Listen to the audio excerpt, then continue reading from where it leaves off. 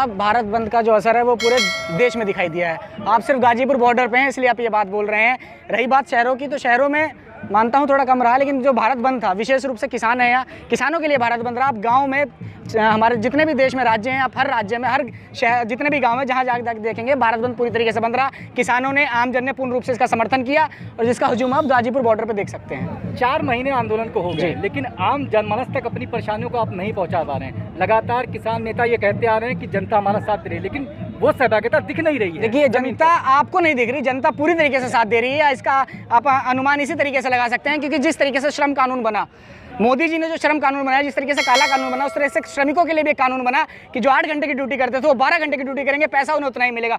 उस कानून के चलते भी बैठकें हो रही हैं सरकार में, वो लागू नहीं हुआ। अब देखिए, बैंक वाले भी सड़क पे आ गए। इससे पहले कभी आपने देखा था कि बैंक वाले कभी सड़क पे आके आंदोलन करेंगे? वो किसानों की वजह से ही देश की जनता में हिम्मत आई है, जो अपने हक और हकूक के लिए आज देश का हर वर्ग, हर मतलब जनता, हर किसी भी जाति चाहे बिरादरी का हो, वो सड़क पे आके इस सरकार से आंख में आंख मिला के अपने हक और आवाज़ की मांग कर रहा है। बैंक, आपने बैंक की बात जी, बैंक आंदोलन 2 दिन गए जंतर मंतर पर, फिर अपने काम पे लौट गए। तो इस आंदोलन से सरकार जागी? 4 महीने से तो आपको जगा नहीं पा रहे, वो कैसे जगा? देखिए, हमारा काम है जगाना। जनता पूरी तरीके से समझ चुकी है। मैं एक बात रखना चाहूँगा, आज जो देश में आज हमारे जो आप कह रहे हैं शहरों की बात कह रहा है, जो घर में बैठा वो समझ चुका है, और नहीं समझा तो मैं उनके लिए बात कहना चाहूँगा कि जलती आग को देखने वाले फूस का छप्पर आपका है, आग के पीछे तेज हवा है, अगला मुकद्दर आपका है। उसके कत्ल पे मैं भी चुप था, मेरा नंबर अब आया, मेरे कत्ल पे तुम भी चुप हो, अगला नंबर आपका है। तो पहले कभी इसी सरकार में पिछले साल मुसलमान सड़कों पर था, लॉकडाउन में कोरोना में युवा सड़कों पर रहा जिस पर लाठियाँ बरसाने का काम किया, कभी महिलाएं सड़क पर रहीं, आज देश का किसान सड़कों पर है। इसके साथ साथ आपने देखा कि बैंक कर्मी भी सड़क पर हैं। तो चाहे किसी ने 2 दिन के लिए किया या 2 महीने के लिए किया तो सही, सरकार से सवाल पूछने की हिमाकत तो हुई किसी में, तो वो किसान आंदोलन की वजह से हुआ, जो जनता के अंदर जनचेतना इतने बड़े रूप से जगी है कि हर आदमी अपने हक और हकूक की आवाज़ करने के लिए नरेंद्र मोदी से मांग कर रहा है। पूरे देश में, आज़ाद भारत में पहली बार ऐसा कोई प्रधानमंत्री होगा जिसकी इतने बड़े रूप में थूथू होने का काम किया। इससे बड़ा बहरूपिया प्रधानमंत्री कहीं नहीं है। आप कह रहे हैं थूथू हुई की तो बात सुनी ही नहीं किसानों ने। अब एक बीमारी जिसको मैं कोरोना वायरस कहूँ, उसको भी हल्के में ले रहे हैं किसान। देखिए, 4 महीने से किसान यहाँ बैठा है, आप लगातार इसको कवरिंग करने का काम करें हमारे आंदोलन को। एक भी किसान आपको ऐसा नहीं मिला होगा जिससे कोरोना हो गया हो, समझ रहे? ये कोरोना इसलिए है ताकि देखिए, जब कोरोना था इसी सड़क पे मैंने गाजीपुर वाले सड़क पे मैंने लोगों को रोटी खिलाने का काम किया। सरकार का कोई नुमाइंदा आके किसी भी मतलब प्रवासी मजदूर को एक रोटी देने का काम नहीं किया। और देश में जितने भी वर्ग हैं, हर व्यक्ति के घर का जो जमा पूंजी है वो खत्म होने का काम हुआ। किसी का काम बंद हो गया तो कोई बेरोजगार हो गया, लेकिन सिर्फ अंबानी अडानी जो प्रधानमंत्री जी के पूंजीपति दोस्त हैं, सिर्फ उनका 33% कमाई बढ़ी है। तो ये कोरोना है, कोरोना कुछ नहीं है। कोरोना एक तो किसान आंदोलन को खत्म करने की है, लेकिन किसान आंदोलन खत्म नहीं होगा। कोरोना क्या, कोरोना का बाप आ जाए, किसान अपना इसी तरीके से अपने लॉकडाउन का पालन करेंगे, हम अपनी झोपड़ी थोड़ी थोड़ी दूर पे बना लेंगे, हम मास्क लगाएंगे, लेकिन हमारा किसान आंदोलन चलता रहेगा। शाहीन बाग जैसा आंदोलन खत्म करवा सकते हैं तो किसान आंदोलन क्यों? देखिए, शाहीन बाग जो आंदोलन था, इन्होंने एक धर्म से जोड़ रखा था, लेकिन किसान आंदोलन जो है ये 36 बिरादरी, इसमें चाहे हिंदू हो, मुस्लिम हो, सिख हो, ईसाई हो। पहले इन्होंने देश में अभी तक हिंदू मुस्लिम करते आए थे। इस आंदोलन के तहत इन्होंने हिंदू और सिख करने की भी कोशिश करी 28 जनवरी को जो आपने देखा, लेकिन इनका जादू नहीं चला। तो देश का किसान समझ चुका है। अरे, इन्होंने हमेशा बांटने की बात करी है। ये वो लोग हैं जो कहना चाहूँगा कि बांट दिया इस धरती को क्या चांद सितारों का होगा, बांट दिया इस धरती को क्या चांद सितारों का होगा, नदियों के कुछ नाम रखे, बहती धारों का क्या होगा, शिव की गंगा भी पानी है, आबे जमजम भी पानी है, मुल्ला भी पिए, पंडित भी पिए, पानी का मजहब क्या होगा।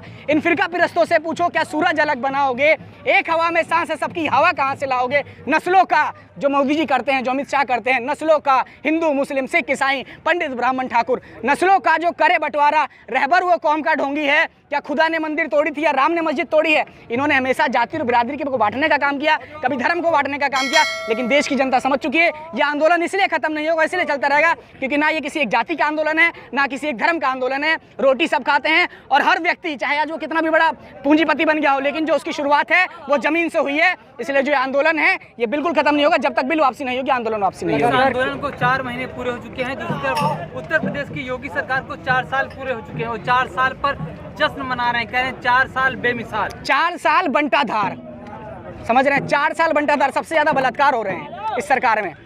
आप ये देखिए, बंगाल में चुनाव चल रहा है, ये लोग बेटियों की बात करते हैं कि हम बेटी बचाओ बेटी पढ़ाओ। बंगाल में जो इनके नेता हैं, जो इनके मंत्री हैं, कैसे बयान दे रहे हैं? कह रहे हैं ममता बनर्जी को बरमूडा पहन के प्रचार करना चाहिए, उन्हें टांग दिखाने का शौक है। अरे, जो बहन बेटियों की इज्जत नहीं कर सकता, क्या वो जनता उसे समझ नहीं रही? ये बेटियों के लिए करेंगे।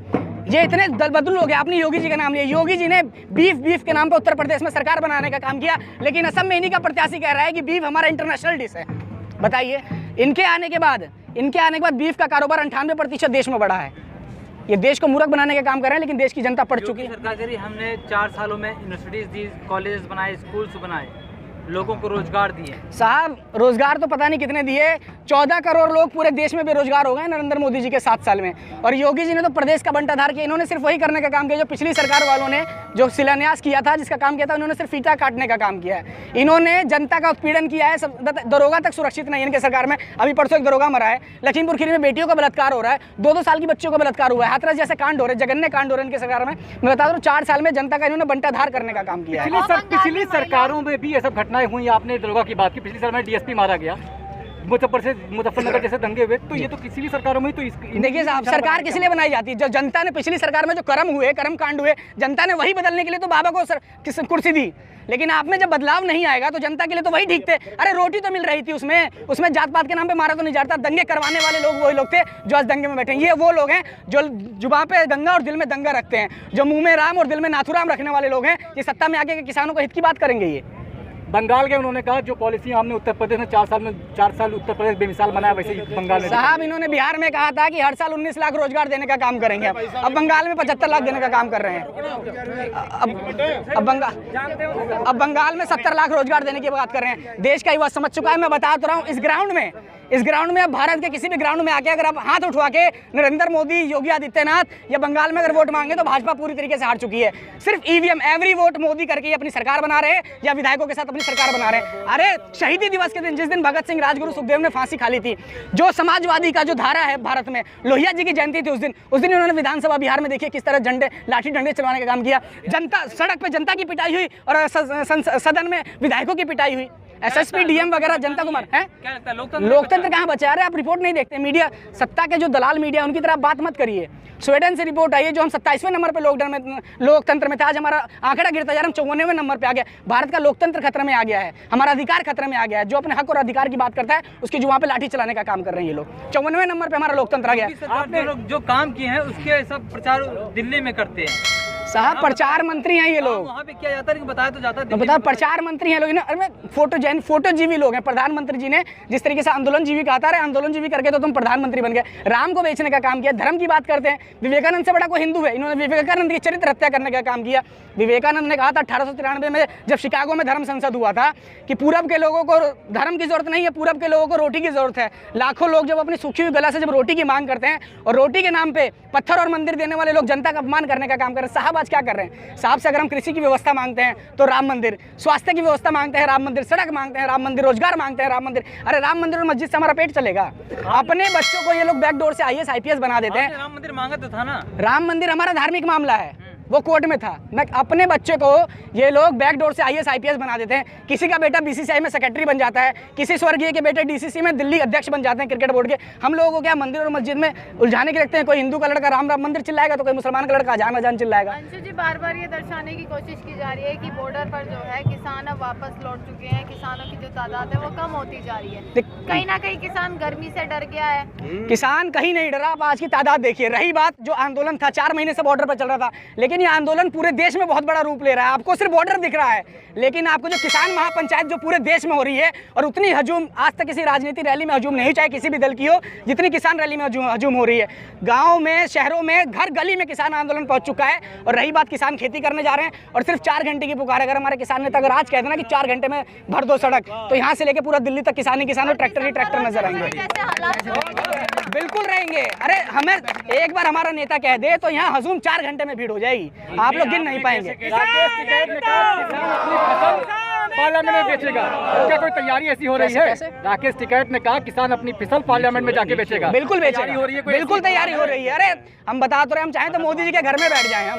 हमें तैयारी करने की जरूरत नहीं। किसान जब जन्म होता है जब से तैयारी करता है। जब आकाश की पहली बूंद गिरती है तो छाती पे गिरती है, और जब धूप की पहली किरण निकलती है तो किसान की छाती पे निकलती है। आज जो कभी आपने सोचा था NH-24 पे किसान होली मनाने का काम करेगा? आज देखिए पूरे हमारे देश का किसान कितनी खुशी से होली मनाने का काम कर रहा है, उत्साह मना रहा है। किसान जो चाहेगा वो करेगा, और देश में वही राज करेगा जो किसानों की हक की बात करेगा।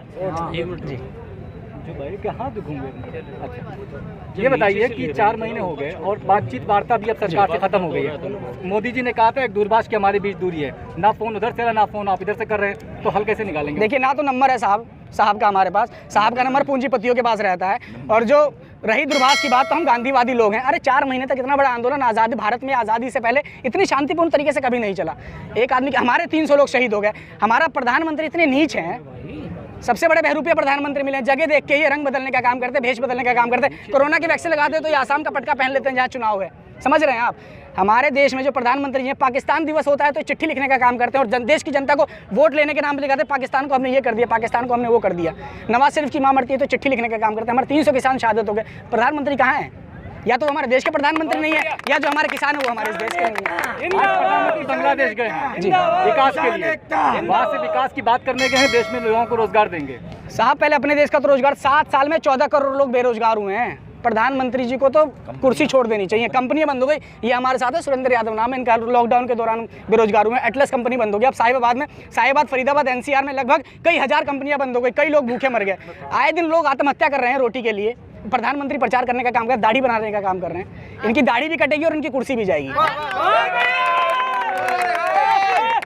अगर दोबारा लॉकडाउन लग जाता है तो एक रूल हुआ ये, तो क्या किसान वापस चला जाएगा? देखिए हमारे जो टिकैत साहब हैं, हम जो भी रूल होगा हम यहीं से फॉलो करेंगे। हमारी झोपड़ी बन रही है, थोड़ी थोड़ी झोपड़ी हम आगे पीछे कर लेंगे, यहीं मास्क लगा के बैठेंगे, लेकिन हम यहाँ से नहीं जाएंगे। टिकैत साहब ने कह दिया है कि जो कर्फ्यू लगेगा, ये सिर्फ कर्फ्यू जो लग रहा है, एक तो ये अंबानी और अडानी की संपत्ति बढ़ाने के लिए। आम आदमी जो पूर्वांचल, बिहार, मध्य प्रदेश का जो लेबर क्लास लोग है, वो बहुत मुश्किल से लॉकडाउन के 3 महीने बाद शहरों में आके अपनी रोटी बसर करने का काम कर रहा है। ये सरकार चाहती है कि लोग मर जाएं। 95% देश की जनता को बेरोजगार करना चाहते हैं। जो रोटी के लिए लड़े तभी ये शासन कर सकते हैं। जब तक आदमी गरीब नहीं होगा, आप उसके ऊपर शासन करने का काम नहीं करेंगे। किसान यहाँ से वापस नहीं जाएगा, चाहे लॉकडाउन लगा दें, लॉकडाउन का बाप लगा दें, किसान नहीं जाते। आप लोग भी कभी भारत बंद करते हैं, कभी चक्का जाम करते हैं। इन सब चीजों से जो स्थानीय लोगों को परेशानियां होती हैं, उनका कौन सोचेगा? किसी स्थानीय लोगों को परेशानी नहीं हुई।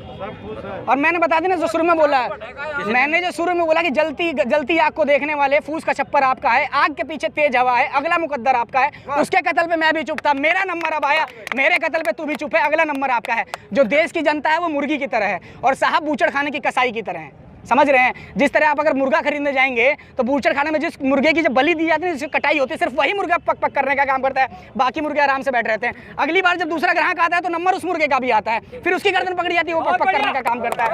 उसके बाद समझ रहे हैं? तो देश की जनता समझ चुकी है कि देश की जनता मुर्गा है और बूचड़ खाने के कसाई हैं। साहब जनता समझ चुकी है, जनता समझ चुकी है कि अगर आज वो किसानों का साथ नहीं देगी तो अगला नंबर उनका भी आएगा, उनकी भी गर्दन पकड़ी जाएगी। इसलिए चाहे बैंक कर्मी हो, क्या मुस्लिम मान, क्या हिंदू, क्या युवा, क्या महिला, क्या किसी भी बिरादरी के लोग पूर्ण रूप से किसानों के साथ है, क्योंकि नंबर उनका भी आने वाला है। आर्थिक रूप से इन्होंने सबको दिवालिया करने का काम किया है। और आपके साथ लोहिया ने यह कहा था जी कि जिंदा कौमें 5 साल सत्ता का इंतजार नहीं करती, उससे पहले उखाड़ देती। तो आप तो 2024 का इंतजार कर रहे हैं। बिल्कुल नहीं कर रहे। बिहार से शुरुआत हो रही है ना, 5 साल सरकार नहीं चला जाएगी नीतीश बाबू। अरे इन्होंने लोकतंत्र की हत्या कर दी साहब, जिसको जनता ने नकार दिया। अभी हम यहाँ क्यों हैं? इन्होंने हमारे अधिकारों का अपहरण करने का काम किया, इन्होंने लोकतंत्र का अपहरण करने का काम किया। दिल्ली में देखिए, जनता ने वोट मुख्यमंत्री को दिया था ना, इन्होंने LG के हाथ में पावर दिया। इन्होंने मुख्यमंत्री के जब पावर का, मुख्यमंत्री के अधिकारों का जब अपहरण कर लिया, तो हमारे अधिकारों का क्या होगा? जनता जाग चुकी है, जनता पूरी तरीके से लड़ेगी और जीतेगी। किसान बिल वापस होगा और साहब की गद्दी भी वापसी होगी। पहले क्या था? बिल वापसी, घर वापसी। अब बिल वापसी, गद्दी वापसी, तब घर वापसी।